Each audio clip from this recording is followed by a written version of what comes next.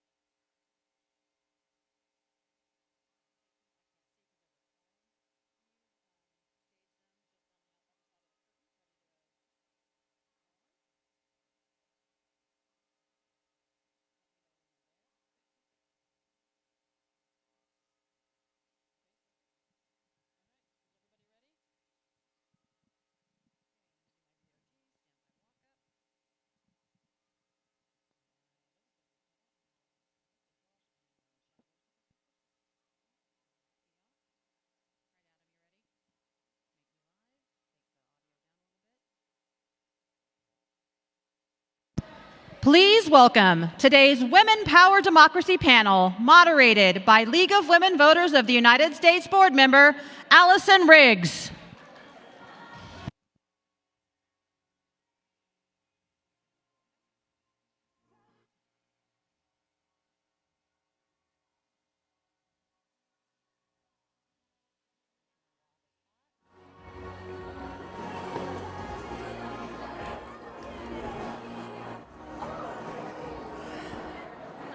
Good evening, everyone. It's so wonderful to see you all. My name is Alison Riggs, and as the intro mentioned, I'm a proud LWV US board member. I'm also the co-executive director and chief counsel for voting rights at the Southern Coalition for Social Justice. It is my great honor to facilitate this amazing panel discussion tonight with these women who are not only protecting democracy in 2022, they are powering it. For years, but certainly more so since the 2020 election, we've seen new barriers to voting and continued attacks on the legitimacy of our democracy. And women are continuing to lead the fight to protect voting rights through advocacy, organizing, and litigation. So hands up to us. Our panel discussion this evening will feature key partners of the League of Women Voters who are working towards the 4 pillars of our Women Power Democracy program. That is, build more trust in our elections, grow our electorate with equity, create fairness for voter access, and ensure community districting that truly reflects our populations. I am hoping that our panelists tonight, and we have one remote somewhere. Right. I'm hoping our panelists tonight will be able to discuss with us and each other the ways in which they, as women, have been working to fight voter suppression, the continued threats of misinformation and disinformation, as well as leading the way in finding new and effective ways to reach voters and ensure that marginalized communities can make their voices heard this year. Before we dive in, please join me in welcoming Noel Damico, the Director of Social Justice at the Workers' Circle. The Workers' Circle is a Jewish social organization that's been defending democracy and advancing racial justice, workers' rights, and immigrants' rights for more than a century. Noel has more than 30 years of experience in successful grassroots and institutional organizing, and is an adjunct professor of teaching grassroots organizing and political advocacy at NYU.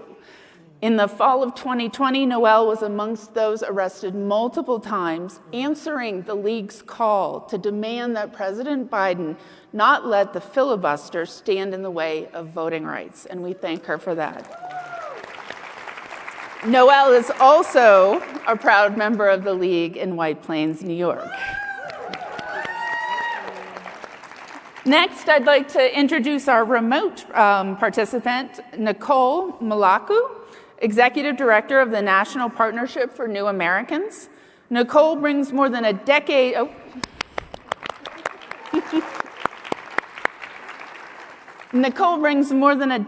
of experience working on immigrant and refugee issues at the local, state, and national level. In her current role, she works to harness the collective power of the organization's 60-member organizations across 40 states to advance immigrant integration efforts through advocacy, organizing, and policy initiatives.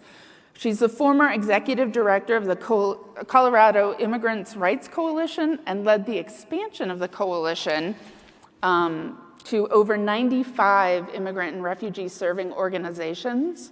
She has helped pass some of the country's most notable affirmative immigrant integration policies. So welcome, Nicole. We're also joined by Christian Nunes, president of NOW.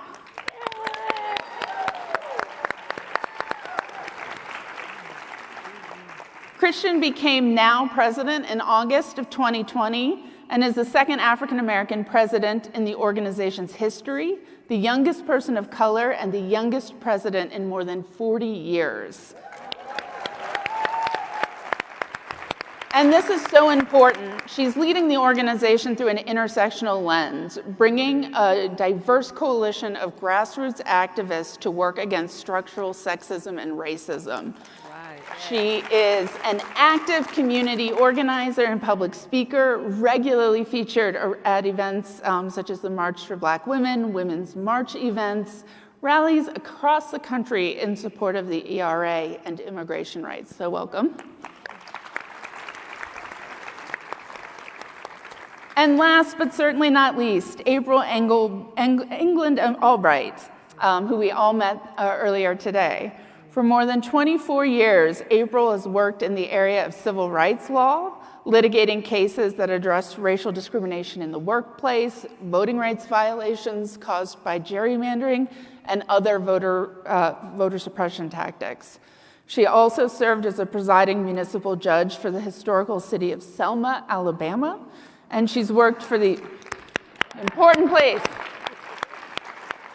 She's also worked for the U.S. Department of Education Office for Civil Rights as a supervising attorney investigating cases across the South. April is now the Legal and Policy Director and acting Chief of Staff for the Black Voters Matter Fund, which is an organization that seeks to build power in Black and marginalized communities in over 11 states in the U.S. through electoral and issue organizing. Welcome to our panelists.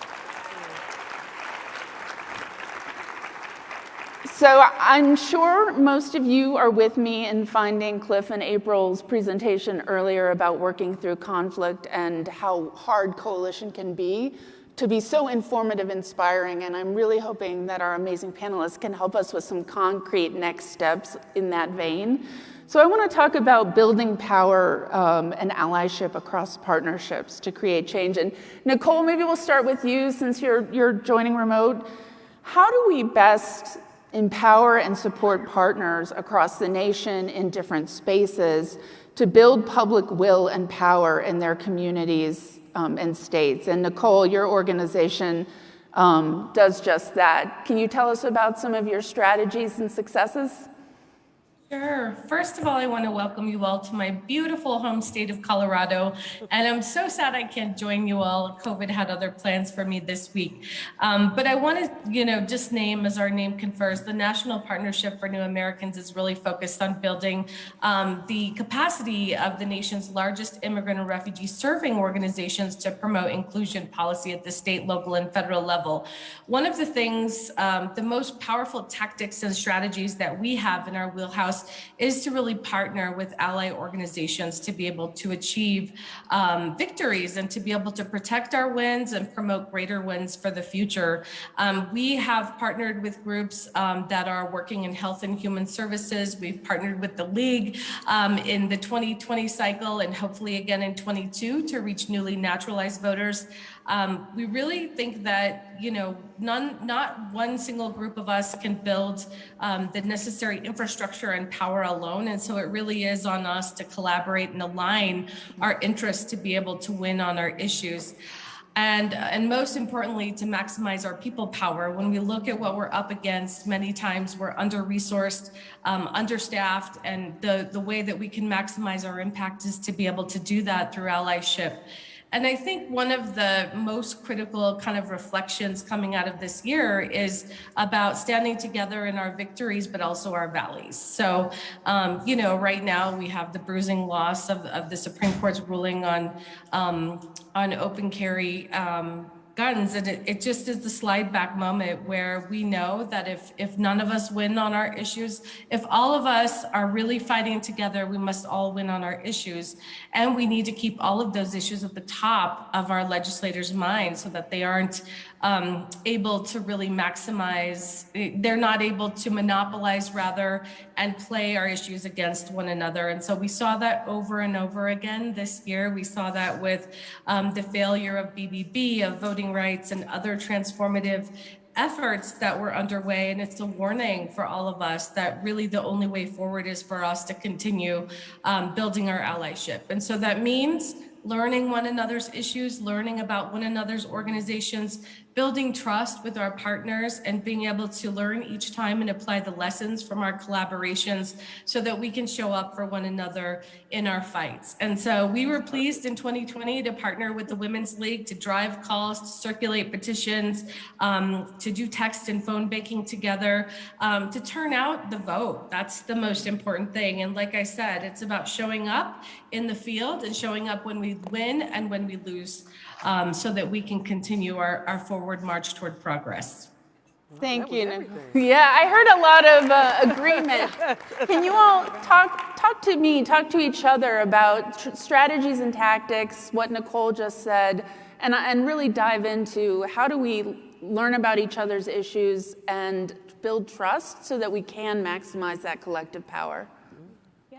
I would like to, I think Nicole hit it right on the head. I think a big part of it is showing up, but I would also like to piggyback and say building trust doesn't just happen overnight, and it is a continued process. And so part of that is that when we're trying to build trust and relationship build, that is a big part of allyship. It's building relationships and being invested in the communities and being invested and being willing to, even when we're uncomfortable, present ourselves and find out what they need and ask questions and get uncomfortable, right? We know best action happens when we're agitated. And so we have to get agitated sometimes. We have to get uncomfortable, and we have to be willing to listen fully without interruption. I always say that, listen without interruption, right? And just really take the time to go in those communities and take the time to build those relationships. And by sometimes just sitting back and just listening and letting those communities lead and showing up where they're at, not trying to lead them, not trying to guide them, but coming where they're at and in their ecosystem. I always think about when we look at our own ecosystems, there's so many different pieces involved, and so we can assume that we are living in a siloed world, and allyship is not siloed. And so it's very important that we understand these causes that we're working on are not single-led causes. Everything is intertwined. And allyship is part of that, is understanding that we have to all come together, but we have to show up, and we have to build relationships, and we have to build trust by showing that we are truly, truly, truly committed to those communities. And I will just stop there. I would love to build on that if I could. Yes. I think both of you raised, first of all, Nicole, you covered such immense territory there. And I want to start with what you were saying, Christian, which is trust. And trust also comes from risking together. Mm-hmm. It comes from taking a hand and jumping together, from going beyond our comfort zone into a place where we have to depend on one another. And I want to publicly thank the League of Women Voters for the call that you put out to democracy activists in fall of 2021. That's right. And you said, come. We're going to come together, just like the League did so many years ago at its founding, and we're going to gather outside that White House. And we're going to tell President Biden, we're not going to stand idly by while the filibuster takes precedence over the votes of every single American in this country. You did that, League of Women Voters, and you called to us, and we answered your call. You weren't there alone. Now was there. Black Voters Matter was there. The Workers' Circle was there. Now I want to tell you what that did for us. The Workers' Circle is a Jewish social justice organization. We're secular. We've been around for more than 120 years, defending democracy, advancing rights. We're not as large as some of the big organizations, but we're feisty. We're feisty, and we're committed for the long haul. And so when this call came, what it enabled me to do was go to our base and say, okay, you've been making phone calls, okay, you've been sending emails, okay, you've been marching. Now, I know a lot of you are ready for more. You know, a lot of people are on the sidelines because they're waiting for that more. They're waiting for the significant action where they can jump in. So it's not only about creating opportunities that allow anyone to sort of step in to take action, it's also creating those profound opportunities where we step forward together. And what that meant for the worker circles, we brought dozens upon dozens of activists, some of whom had never committed civil disobedience before, some of whom had never been to a protest before, dozens of college students who said, this is what I was waiting for, and we were able to come together. And by standing together and trying something that would create tension, and make that moral demand. We were able to move a sitting president, and we were able to get the Senate to debate the Freedom to Vote, John R. Lewis Act. What did that mean in retrospect for organizing? We have a swath of people who are on fire right now, on fire for justice, on fire for our democracy, and they're ready to move, and they're ready to bring others. So we can get into more of that later, but trust comes from risking together and also from knowing one another's cultures, taking time to sit and learn. April, I wonder if you could address, I saw a lot of blues in the talk earlier. I'm a blue. And so a lot of people who are perfectionists, go-getters, detail-oriented. Are there any pitfalls there in sort of being that kind of aggressive, assertive person, which I am too? It's not a bad thing, right? It's who we are. But are there any pitfalls in building allyship and being in partnership with other organizations? Do we have to account for that? Yeah, I think so. I mean, I'm a blue person, right? And so one of the main, characteristics is that we lead in feelings, right? And some people feel that can be very limiting when you're leading and feeling and not thinking of, as if feeling means you're void of strategy. Right. That means you're void of understanding the weight of the moment. But I always say blue people are necessary for movements because you can be a visionary. You can create as many policies as you want to, but if you look behind you and no one's there, you don't have a movement. And so blue people, right, because we are feeling and we are constantly thinking about what the impact is of people, we're mindful of bringing people in the room and keeping them there. So all of the different characteristics, whatever part of the rainbow that you are very vital to how we move forward, and so this is such an exciting panel, and you make me want to go get arrested. But I will say that, it reminds me of this past summer, we also did what we call the Freedom Ride, and we took our bus, and on the bus, it's covered with images of the different young people who courageously decided to travel to the South, right, and help deal with the accommodation issues and transportation. And they went, blacks and whites, in these buses, even when they knew, right, that they were warned that if you travel to these places, if you go to Tennessee and other places, that they're going to be waiting for you and you might die. And that was the call that those young people had at the time, that if you go to the South together to fight this issue, right, to have that direct action, right, that you could die. And these young people didn't waver. They loaded those buses repeatedly in each of these communities and created that tension and confronted a system that ultimately had to yield. And we did lose. So when you talk about trust, when you talk about how trust is born through the fire, our legacy and our history demonstrates that. It demonstrates that coalition of women and people of color working together to bring and change and not defend America's democracy, because quite frankly, it was deficit. What we had to do in our relationships and coalitions, dealing with this forging of fire, is to change it and to make it be something different. And the call is not any different. It's a filibuster, yes. It's asking for the demands of the 14th Amendment and things that we've always said, but it is asking for more. And we've got to move in a way together right now to make that happen. And so I think we can lean heavily on our personalities, right? Even if you are blue, but we can also lean on the legacy and the history of our people and take that courage with us.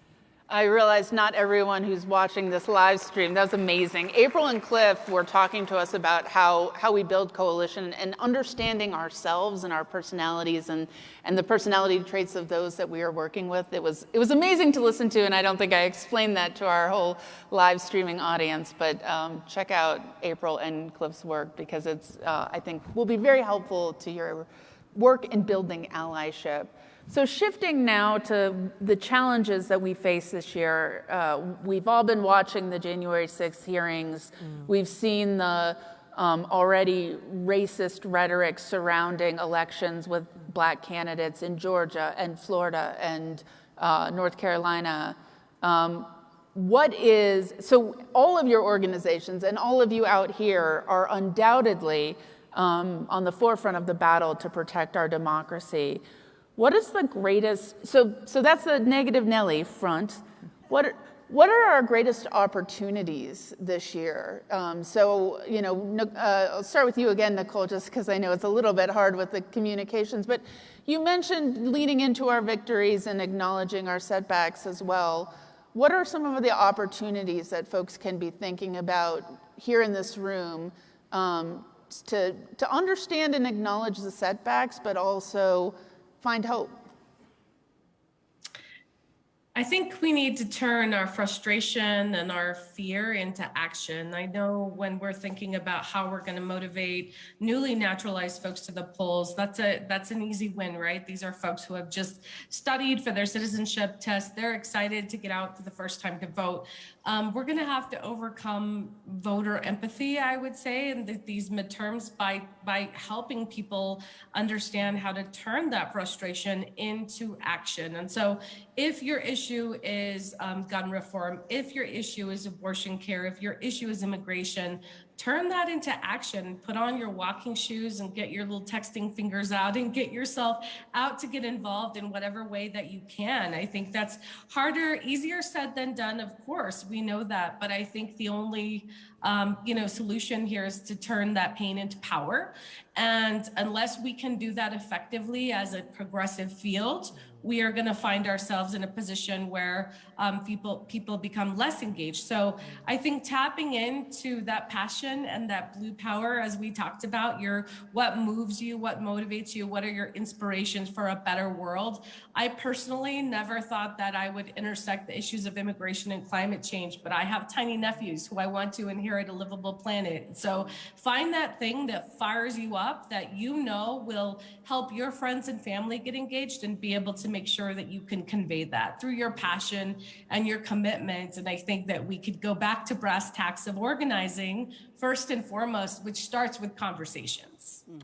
That's a fantastic point about the brass tacks. I would love for you all to respond to Nicole and add on and talk about opportunities, but also how's COVID-19 changed what we call or define an opportunity? Have we got new organizing tools in our toolbox now? I think COVID-19 has really given people more opportunity to find creative ways to organize and help more people connect, than before.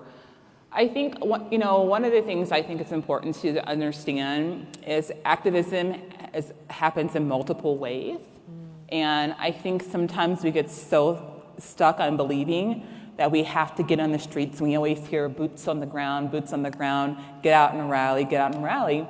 And that is great, right? But that is not for everyone. And we all have assets and we all have skills.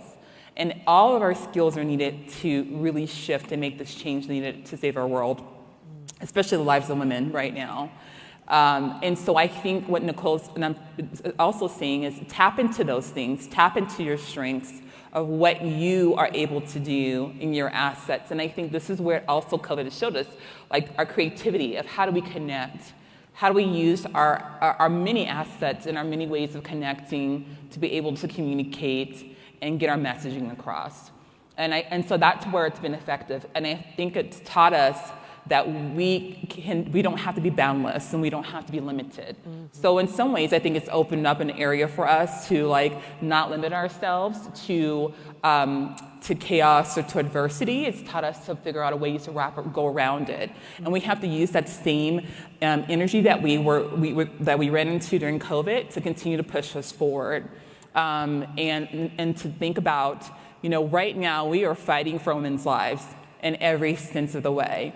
Everything that is happening right now in legislation and SCOTUS in this world, women are the direct recipients of the major burden of what's happening, right?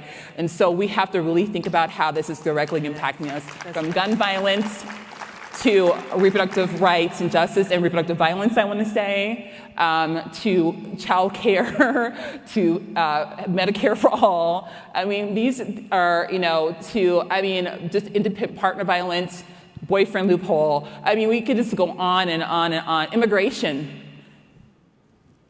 tip workers, fighting for 15. I could go on and on, okay? Women are directly impacted, but women are the #1 voting bloc. Women of color are the #1 holders of democracy. Right. So we know our power. We know what we're capable of. We know we have been really keeping this democracy running for this country for a very long time. So why don't we use our assets, and we have to continue to figure out ways to use those assets and can use our creativity and use our strengths to help us push through. I was reading this article today, and it was talking about, for the last 100 years, we've been fighting for Title 19, ERA, and reproductive rights and justice. And right now, the only one we know is still holding on is Title 19, okay? And that's kind of scary, right? It's extremely scary to think about that. But what we can't do, and we're here with Nicole, is we can't give up. That's right. And we have to continue to figure out ways that we use our assets and our strengths and our creativity that we have learned over the last couple of years to continue to push forward in all the ways we can, to use the different approaches to find our activism to help us fight. And I think, I don't want to say save democracy, because I think it has to be totally restructured. Amen. Come on. So. Yeah. Amen. Come on. Yes. April, we all followed the Black Voters Matter bus tour with a lot of interest. These are dark times, there's no doubt. They're scary times for women of color. In your travels, have you seen communities where they really are harnessing their power in the face of these challenges and achieving some success? And are there lessons that the folks here can learn from what you've seen? Absolutely. I want to do something. I just want everybody to take 3 deep breaths. Okay? Yes. Let's do it together. 1, 2, 3. In this work I call it trauma work, crisis work, it gets really hard. And you hear about all of the tragedies and all of the weight of the things that we have to fight against. But the magical thing about traveling on the bus is that we get to go into local communities. And when you go into local communities is you see communities. You see in small micro ways, communities working for change. When we are a part of such a large infrastructure like the League of Women Voters, sometimes it's very difficult, even though it's chapter-centered, it's very difficult to see those wins. But we are fortunate, along in the bus, to see how cities are changing their governments, they're winning elections. We have a lot of first-time, citizens, a lot of first-time still African Americans, a lot of first-time women winning races, winning city council seats and mayors and county commissioners.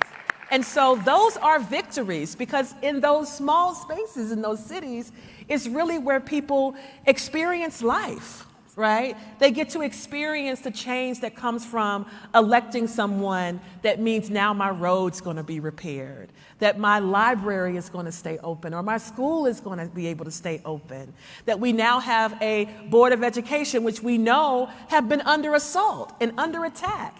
And yet we still find community members still fighting to be on these boards to make sure that schools remain inclusive of all members of the communities. And so, just evidence of us sitting in this room, right, with the right to vote, with the fact that we can assemble together in such a manner, having some resources, not enough, but some resources to be able to assemble and talk about next steps, we are winning. Our presence here means that we are winning, and we cannot allow, right, for the continual assault of things to make us believe that we are losing. It just means that we have to re-strategize in the same way that our ancestors re-strategized. And I think about the time where it must have been amazing for people to come together and think that slavery would not one day be in this country. But yet they did.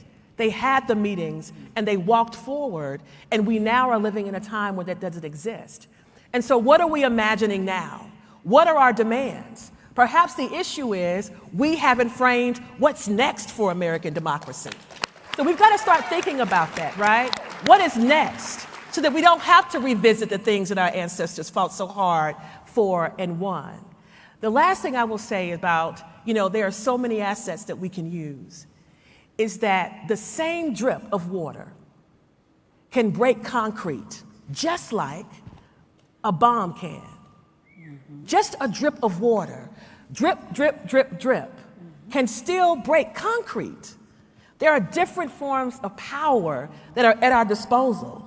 And perhaps in small communities, it's just a drip, but it can still have the same impact if we have sustained action. The people who were a part of the Montgomery boycott, what people don't understand is it took a year. It took a year for people to walk. And that it was not easy for people to walk to work, into school, to try to have carpools. But it was a drip, a drip, a drip, a drip, a drip, and it broke it. And so you have all kind of power at our disposal. And so we are winning, y'all. That is why they're fighting so hard. The greatest resistance comes when you are winning, right? So we have to remember that and let that inform what our new strategies will be for our new victories for what American democracy will look like. I couldn't agree with you more. We have a choice too in our mindset. That's right. Are we going to be on the defensive, or are we going to take this fight forward for the democracy that we need? Come on. Are we going to demand democracy and not just defend it? Yes. And what I think about when I was listening to your descriptions of COVID-19, the thing that occurs to me are all those mutual aid networks that sprung up, small towns, big cities. Neighbors got to know neighbors. Neighbors recognized their survival depended on one another. That lesson in the midst of this cataclysmic pandemic, which continues to claim lives and livelihoods. And I just have to put on the table that our nation has got to make good and care and support immigrants who have been left out of any COVID protection federally. It's immoral. It is a public health risk. And it fractures our community. But you know who stepped into the breach? Ordinary people. That's right. And the federal government didn't move. Ordinary people didn't stand by. They said, no, who is my neighbor? What does my neighbor need? Here, I have things. Would this be of use to you? Take what you need. Refrigerators showed up in the Bronx. People just walk by on the street. Oh, I need that lettuce, There was a generosity and a sense of community that was built there. Community is the antidote to despair. Yes, it is. Yes. And right now, Say it. we have the opportunity all across this nation to come together and imagine the America we must become. right now, one of the practical tools, the brass tacks kinds of things that came out, frankly, from these actions last fall. We're riding back on the Amtrak when I was there with some college students, Noah and Merle, and we were talking, how are we going to keep these college students involved and connected? And the two of them came up with the idea of starting voting rights circles. What if we started voting rights circles? And what if we asked every student who had been part of these arrests and this wave in Washington to come back and to find just 6 other people to join them? And they would meet periodically, and we're resourcing them with articles and discussion questions, not just about talking, it's also about imagining. Imagining what they can do and what they can contribute. And it's about taking action together. It's about then bringing those groups. So it's not one person coming to the next action, it's 7 people coming to the next action, right? And then when it grows, to spin it off.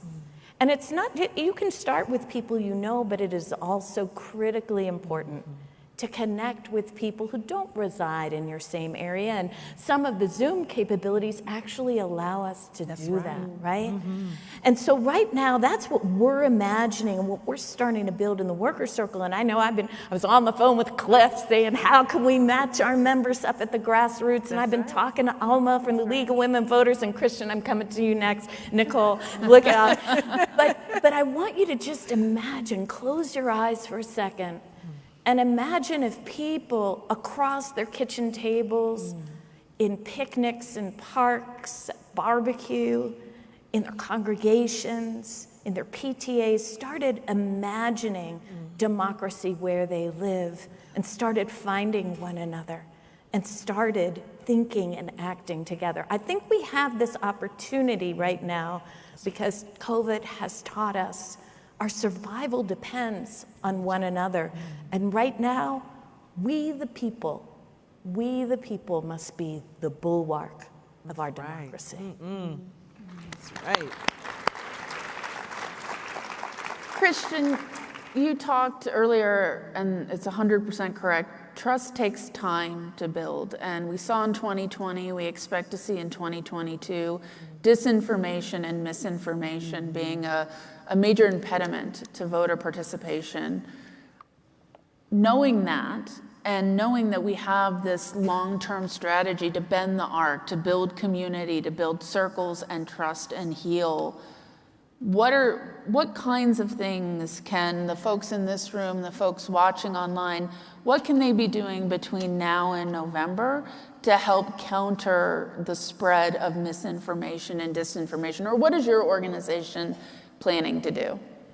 Well, I think what Now was planning on doing, and I think I encourage everyone here, and I know Virginia is going to make sure it gets done, but is definitely continue voter education. That is the biggest thing to help counteract misinformation, disinformation, and you know, when you hear it happening, you know, as much you put out the correct information. We can't just be bystanders to misinformation, disinformation. I think that is the biggest problem. When we hear misinformation and disinformation, we say nothing. Being a bystander is being complicit to helping it spread. So we have to continually educate ourselves so we have the correct information. And when we hear it, we correct it. We correct it on spot. I don't mean getting in arguments or getting in debate, but I mean correcting information and, you know, providing it and providing actual resources and putting them out, like we're talking about, putting them out virtually, putting out action alerts, putting out pamphlets, putting out together websites, you know, apps, whatever you can do. We were actually working on creating an app with another coalition partner to put out information on rights from all different types of rights, reproductive rights, voting rights, different things regarding women. So finding different ways to constantly create the information for yourself for people to have at their disposal so they can always be prepared to counteract any misinformation, disinformation. I think that is what we have to do, and be willing to always have things on hand. If it is having pamphlets in your car, if it is having voting registration forms in your car, if it's having voting rights forms, where to go to a polling location, if it is like, this is actually what the law says, you know, having the information available and educating yourself on the correct information is how we prepare ourselves and we prepare our community members and our constituents and our friends to make sure they are prepared and they can feel empowered and empower themselves to be able to have the right information. The biggest reason people feel frustrated and give up is because they can feel powerless because they don't have the right information. So if we can take our time to just give information out and let a person empower themselves to feel like they have the right information, it can make all the difference. And it's a small thing to do. Nicole, what do you think about that?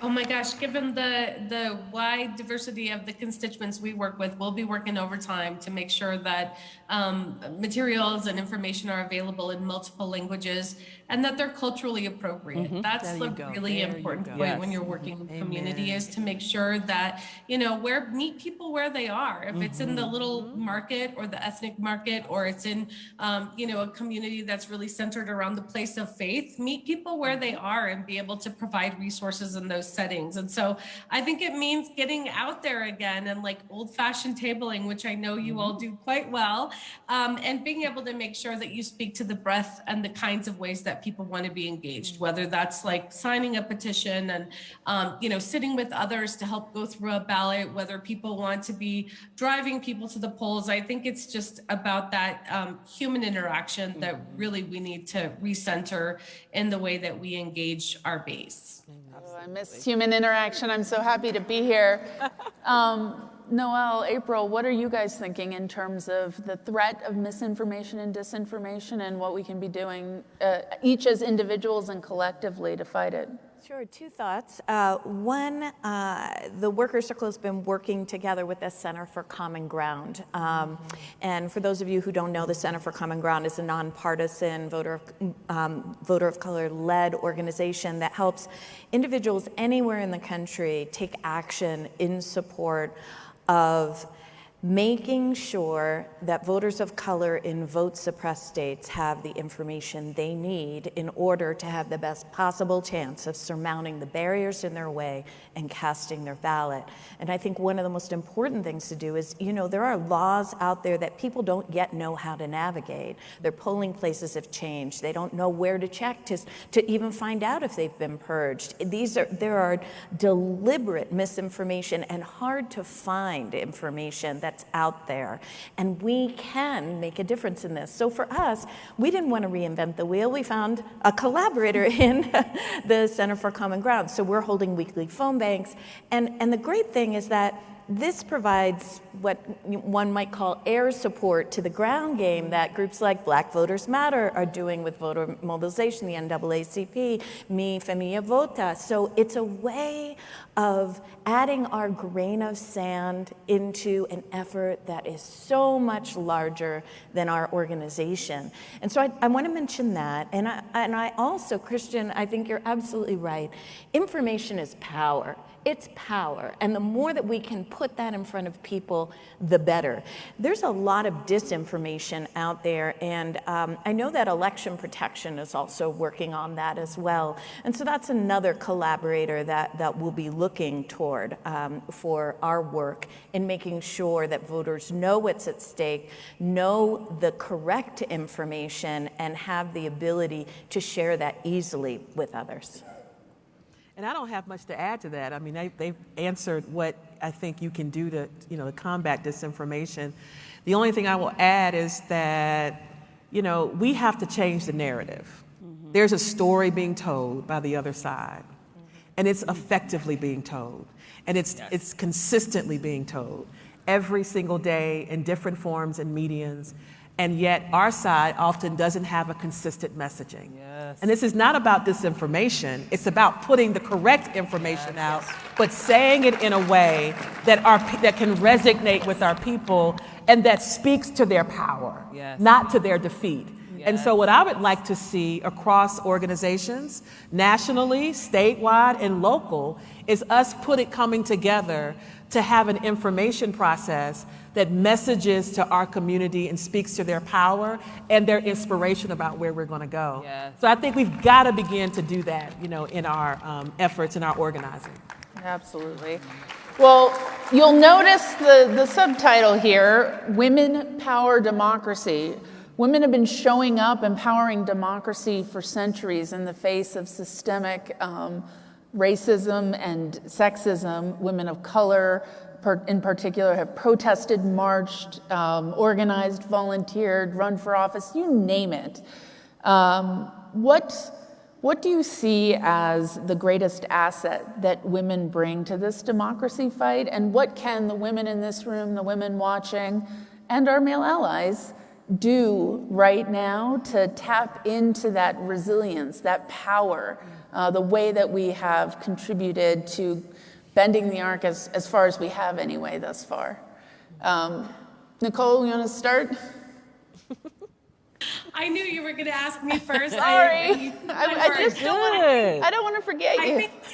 I think tapping into that resilience, right? Like, women are incredibly resilient. We have, a deep well of resilience that we, can draw from and be able to really think about the ways that we are curators and purveyors of culture and community in so many ways, and that we can maximize that power to be able to build the community and the democracy that we want to see. And that's only done through our relationships, and that's only done by authentically showing up in power and in love and in justice. Mm-hmm. That's right. What do you all think? I'll let someone else start this time. I'll go.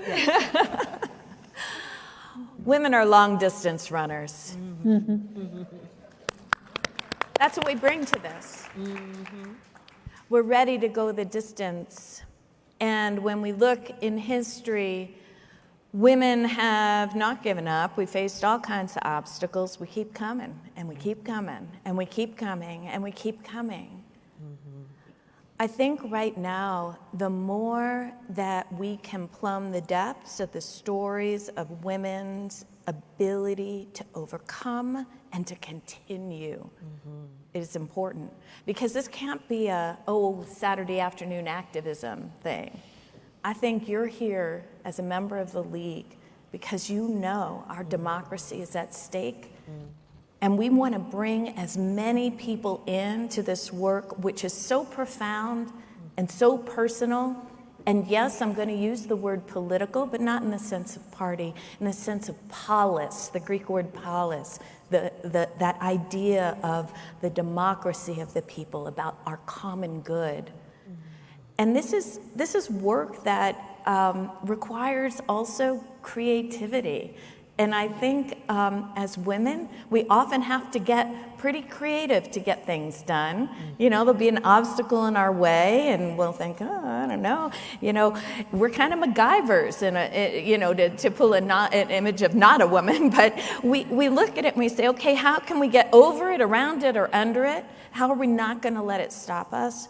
And I think the other thing is women are grounded in our familial relations, in our sense of kinship, not only our internal families, but that sense that we belong to one another and that we have to stand together and that our rights and our lives are intertwined. And I think that sense of being long distance runners, being people who can do, not people who sit on the side, people who can do, we're gonna get it done.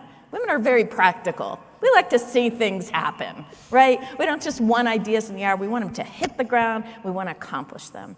And the fact that we're long-distance runners, because this is a long-distance run, but we will win. We will. Women are multitaskers, too. Kristen and I were talking about her little one. Oh, yeah. I mean, does that help you with your job? Does raising a small one change how you think about it? I'm not a mother, I'm an auntie, but my nieces and nephews mean a lot to what I do in my work. I'm raising a little black boy, and so every day that helps me, he's just turned 3, and every day that motivates me to say, how am I leaving this world for him, right? And I'm going to leave a world for him, honestly, because I'm thinking about climate, right? So it motivates me because I want him not to grow up in fear. And I want him to be able to walk down the street and be able to be his full, authentic self. and not have to worry about being his full authentic self. If that means being his full authentic self, he has to worry about harm or being killed or murdered or just for having a personality. And so it motivates me every single day. But I think also with this question, what Nicole and Noel are saying, I think that we have to remember why we all came into this and why we're all in this room, because we all believe in the same thing. We're all here because we want the same thing. The reason we came into this was because we all believed in the power of women. We all believed that women deserve equality. Women deserve the right to have full lives. Women deserve the right for fairness and safety and protections. We deserve the right to be a full person, and that's what brought us to this space.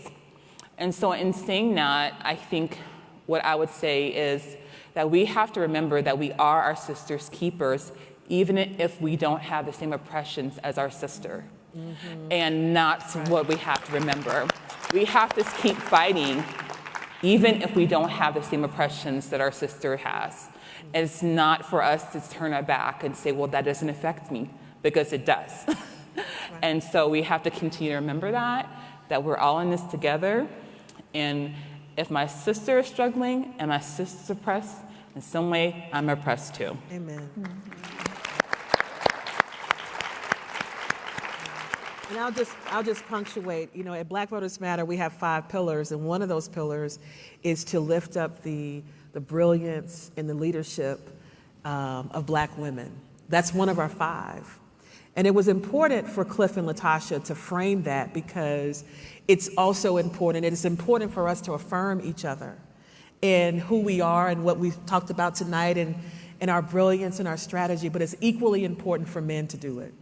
And so, even as Cliff leads as a co-founder alongside Latasha of Black Voters Matter, he also advocates for that, because it's equally powerful for men, our male, our husbands, our brothers, our fathers, our neighbors, our cousins, our co-workers, and our co-activists and our colleagues to also acknowledge who we are, to affirm that in spaces, because through that process, through that true allyship, right, where we're all affirming and recognizing and acknowledging the disparity that has happened to women throughout history, we can begin to bring real change.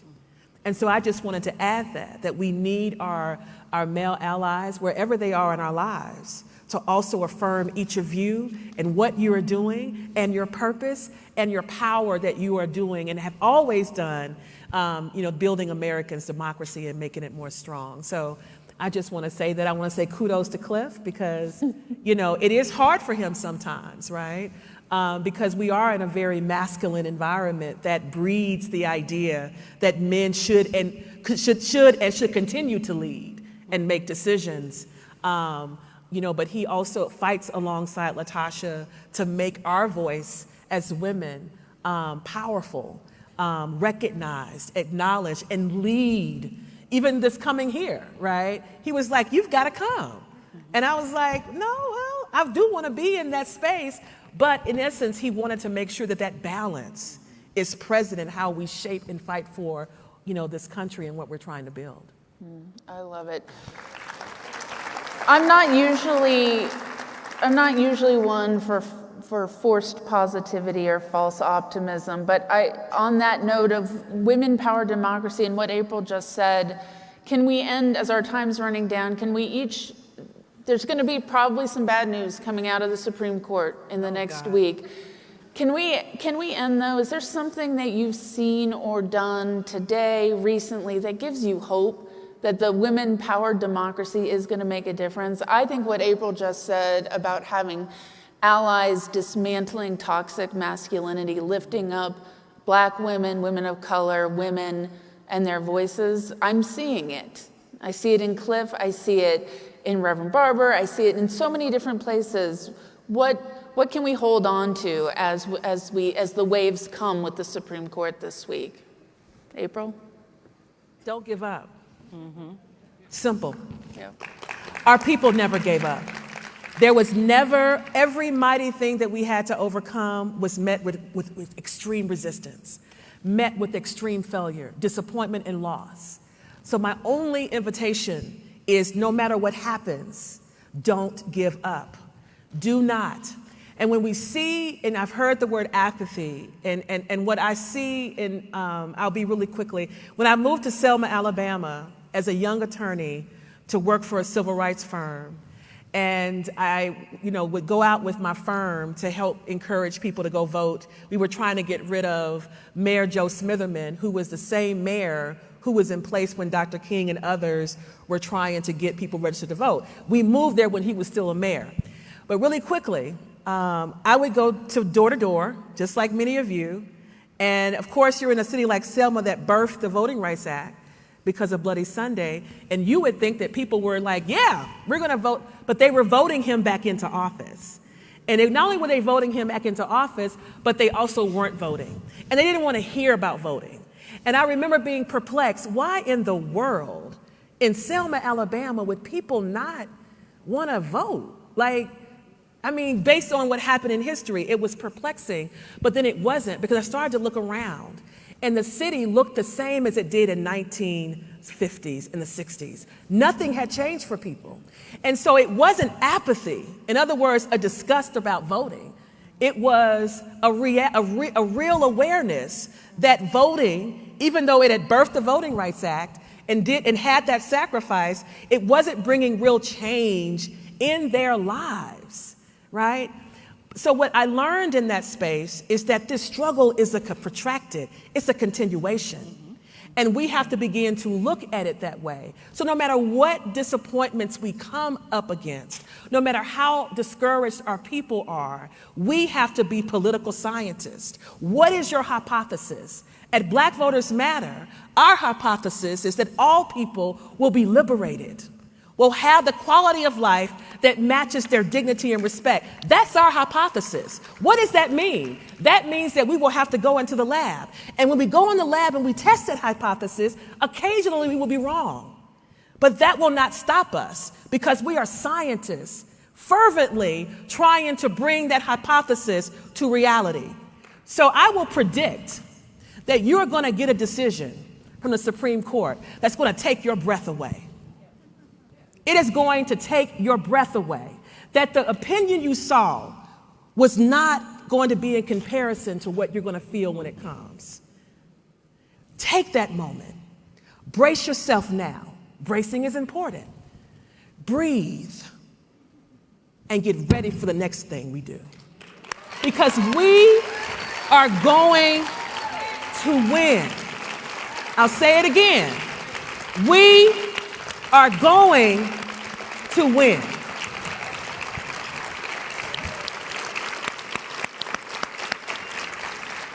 I have no doubt. That's right. I'm thinking about this decision that we're waiting for with bated breath. And I'm thinking how women plan. And the first thing I want to say is, if you're of the age where you can conceive, number one, abortion is still legal. Number two, aidaccess.org and planc.org. You can order abortion pills now. If you don't need them, someone will.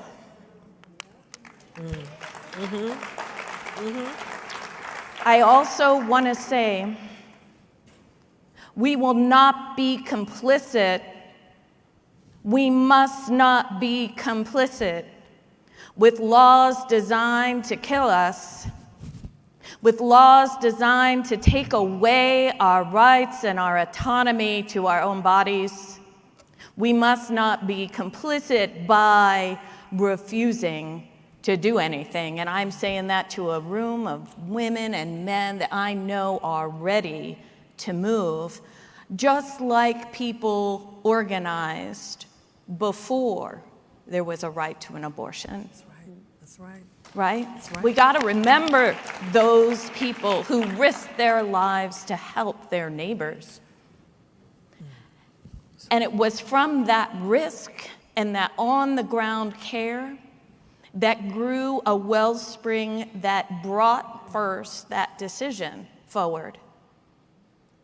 We have to press Congress to respond, and we will, but in the meantime, we're going to care for one another. What do women do? Well, we restore the promise of democracy by activating it in our own lives, in the way that we are with one another, in the places where we work, in the places where we worship, in the places where we gather.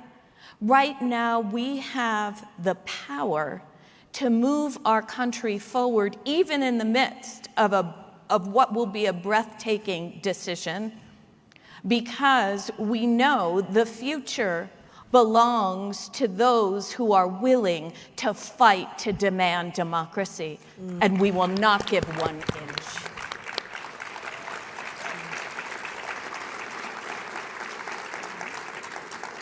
Christian, do you have any final words of hope and inspiration and fight for us? I mean, they said so much right here. But I just, I was saying before being president now, I was a therapist for 20 years. And I used to always tell my clients, change is hard at the beginning, messy in the middle, and easy at the end. And I say that to just think about that when April said that, this is going to be something we will win. And I think that we have to just really look at this, is that this is going to be hard. Like history has shown us, this fight has been long during. It's been a hard fought. The victories have been hard fought. And we just have to understand that this is not the end. There will be victory, but it's going to be tough and it's going to be messy, but we have to stay committed to what we're looking for. And we have to continue to push forward, and we have to continue to strategize.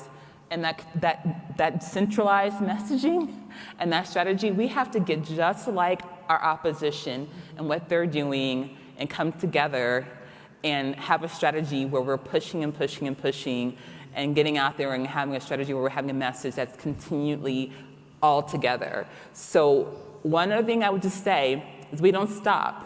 We get on the hyper-local in the states, and we start passing reproductive health equity acts. We start counteracting all the negativity with positive health equity acts.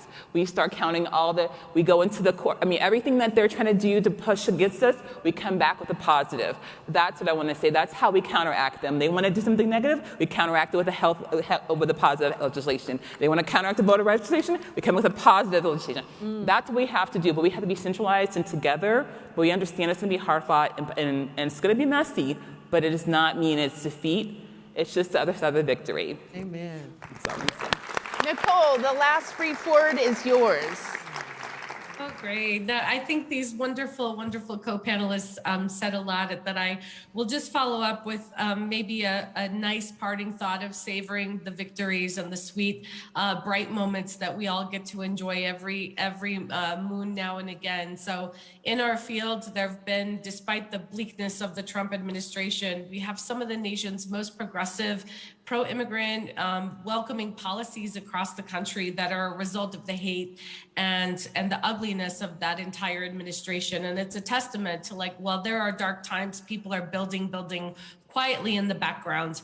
And those of us that were in the, on turf and building campaigns, we know what it's like to stop and to fall over your walk sheet and skin your knees and get up and dust yourself again and you keep going. And that's, what we do is we just get up and we build, we dust ourselves off, we get back to the path again, and we keep building that brighter and better future we all hope for.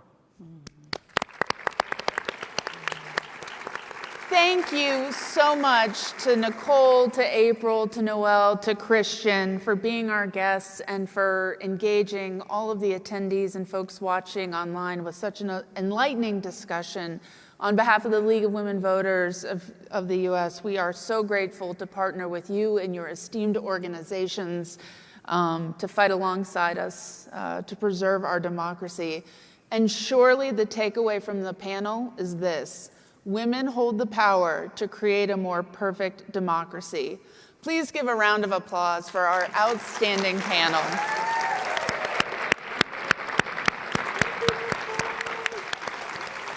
Good night, everyone.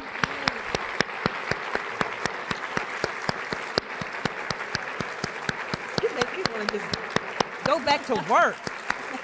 That was just fantastic. I love working.